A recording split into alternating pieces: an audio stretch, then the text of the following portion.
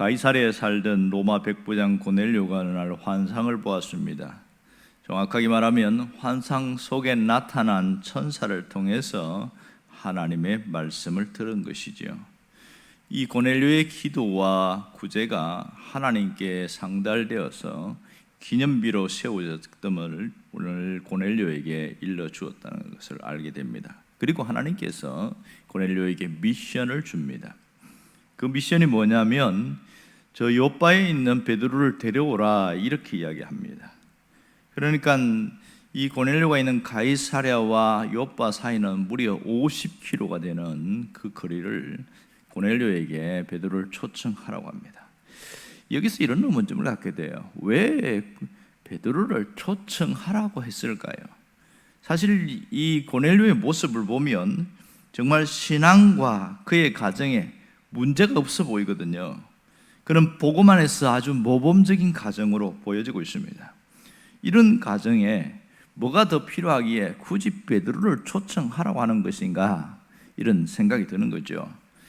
그것은 이 고넬료의 구제와 기도가 하나님께 상달된 정도로 경건한 사람이었기는 했습니다만, 그는 이방인이었기 때문에 그가 예수 그리스도의 복음을 듣지 못한 상태라는 것을 주님은 아셨기 때문입니다. 이 고넬료에게 생명의 복음을 전해주기 위해서 베드로를 초청해라, 그 얘기를 하고 있는 것이죠. 마침 베드로가 이 무두장이 집에서 체류하고 있었기 때문에 충분히 가능한 일이었습니다. 여기 보면 특별한 방법으로 주님이 베드로에게 나타나셨고, 또 특별한 방법을 통해서 베드로를 초청하라고 고넬료에게 나타났다는 것이 놀랍습니다. 왜 이렇게 했을까? 이런 의문점을 갖지요. 자, 여러분, 복음을 듣는 통로가 상당히 다양합니다. 하나님이 직접 데려오라고 하지 않아도 누군가 가서 복음을 전할 수 있을 텐데, 왜 하나님은 어떤 환상과 이런 계시를 통해서 직접 가라고 하고 또 초청하라고 하는가, 이런 생각이 듭니다. 따지고 보면 그 배경에는 이런 게 있습니다. 고넬료는 철저한 이방인이었습니다. 이방인에게 유대인들이 복음을 전한다는 것은 상상하지 못했고, 당연히 그들의 관습에 따라서 이방인과는 관계를 맺지도 않고 서로 오지도 가지도 않았기 때문에 복음이 건너갈 수 있는 방법이 거의 전무했습니다. 그러기에 하나님은 이러한 방법이 아니면 고넬료에게 누군가 가서 복음을 전해줄 사람이 아무도 없다는 것을 알았습니다.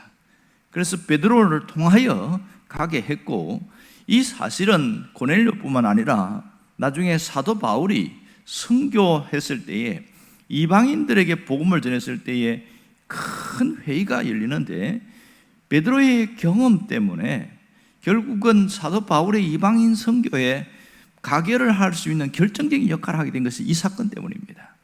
그러므로 주님은 단순한 고넬료뿐만 아니라 큰 틀에서 이방 선교에 대한 엄청난 계획을 가지고 계셨고, 그 일을 지금 하고 있는 겁니다.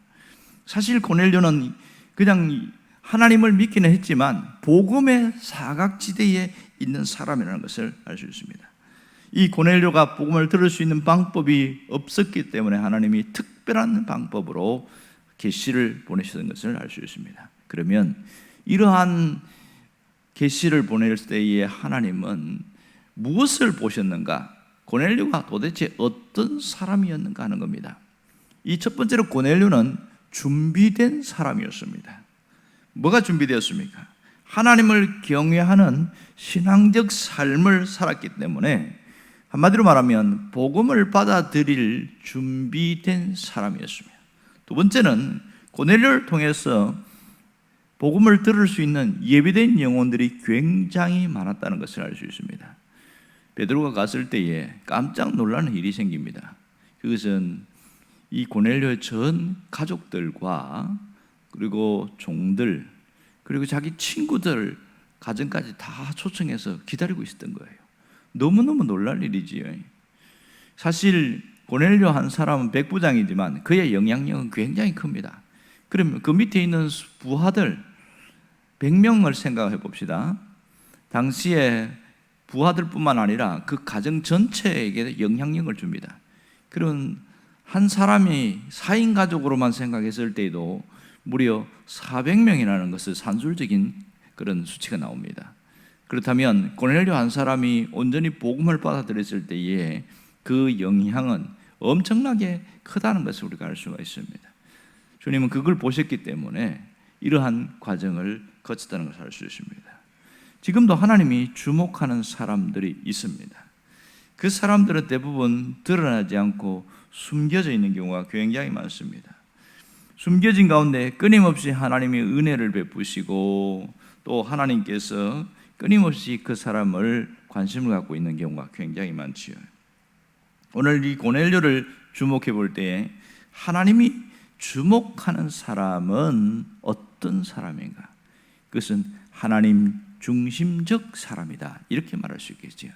하나님 중심으로 서 있는 사람을 특별히 관심을 갖고 보신다는 것을 알아야 됩니다. 고넬료가 특별한 방법으로 하나님이 이렇게 하신 것은 그는 늘 하나님 중심적이라는 것을 알 수 있습니다. 사실 그가 신분이 군인이었기 때문에 쉬운 일은 아닙니다.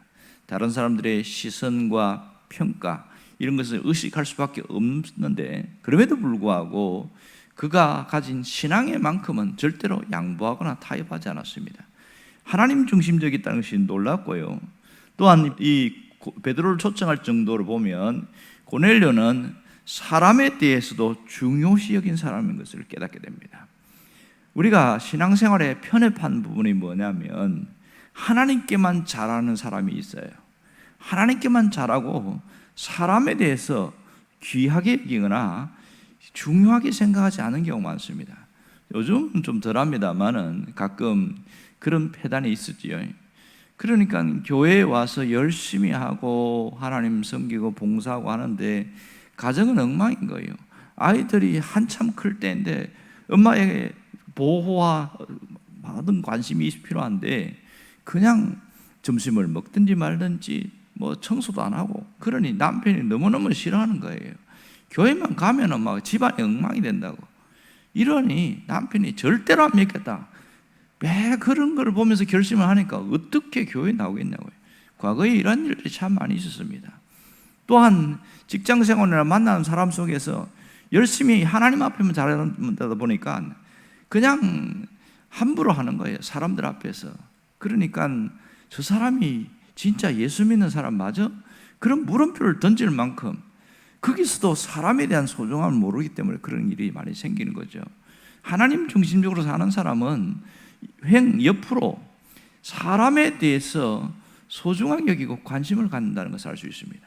오늘 이 고넬료는 그랬거든요. 자기 부하 중에서도 아주 종들도 귀하게 여겼고, 특히 베드로에게 보낼 때도 이 경건한 사람 한 명 군인을 보냈습니다. 왜 보냈을까? 오가는 길에 보호하기 위해서. 그렇게 베드로가 오는 길에 혹시 무슨 일이 안전에 무슨 일이 안 생기도록 그렇게 하는 것을 볼 수 있는데, 이 고넬료는 정말 신앙적으로는 하나님 중심적이었지만, 그리고 사람과 사람 사이에서는 굉장히 사람을 귀하게 여겼던 것을 알 수 있습니다. 사람을 존중하는 거죠. 여러분, 사람을 귀하게 여기는 게 뭡니까? 인격적인 존중과 배려입니다. 존중과 배려는 그 사람에 대해서 그 사람의 인격을 귀하게 여기기 때문에 그것이 바로 복음이 건너가는 다리라고 할 수 있겠습니다. 여러분, 진정한 경건이 무엇입니까? 수직적으로는 하나님께 대한 기도가 경건의 모습이겠죠. 그러나 수평적으로는 베드로의 모습을 보면 긍휼과 구제입니다. 여러분, 구제는 물질적인 구제가 있지만 마음, 심정적인 구제가 있다는 이야기였습니다. 그 사람에 대해서 불쌍히 여기고 그 사람에 대해서 관심 갖는 것, 그것이 구제의 모습입니다. 여러분, 우리가 오늘 정말 하나님이 바라보실 때 이러한 사람이 되었으면 좋겠습니다. 하나님 중심적으로 살아가는 사람, 그리고 사람을 귀하게 여기는 그런 경건한 사람이 되기를 주의 이름으로 축원합니다. 기도하겠습니다.